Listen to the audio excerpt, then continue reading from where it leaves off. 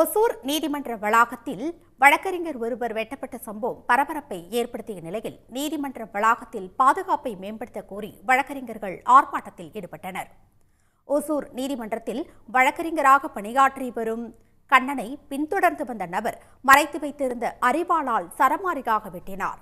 இதில் படுகாயமடைந்து இரத்த வெள்ளத்தில் உயிருக்கு போராடியவரை அக்கம்பக்கத்தினர் மீட்டு மருத்துவமனைக்கு அனுப்பி வைத்தனர். அங்கு அவருக்கு தீவிர சிகிச்சை அளிக்கப்பட்டு வருகிறது. வழக்கறிஞர்களின் பாதுகாப்பை மேம்படுத்த கோரியும் வழக்கறிஞர் பாதுகாப்பு சட்டத்தை அமல்படுத்த வேண்டும், வழக்கறிஞர்களுக்கு கைத்துப்பாக்கி வழங்க வேண்டும் என்பது உள்ளிட்ட முழக்கங்களை எழுப்பி வழக்கறிஞர்கள் ஆர்ப்பாட்டத்தில் ஈடுபட்டனர். இன்றும் நாளையும் நீதிமன்ற பணிகளை புறக்கணிக்கப் போவதாகவும் வழக்கறிஞர்கள் சங்கம் சார்பில் தெரிவிக்கப்பட்டுள்ளது. வக்கீல்களுக்கு பாதுகாப்பு வேண்டும் என்று சொன்னால் வக்கீல்கள் பாதுகாப்பு சட்டத்தை உடனடியாக தமிழக அரசு நிறைவேற்ற வேண்டும்.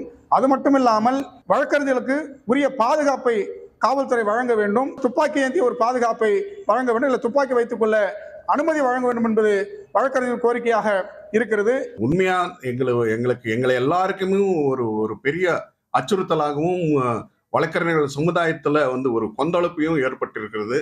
இது ரொம்ப கொடூரமான அமானவீயமான செயல்.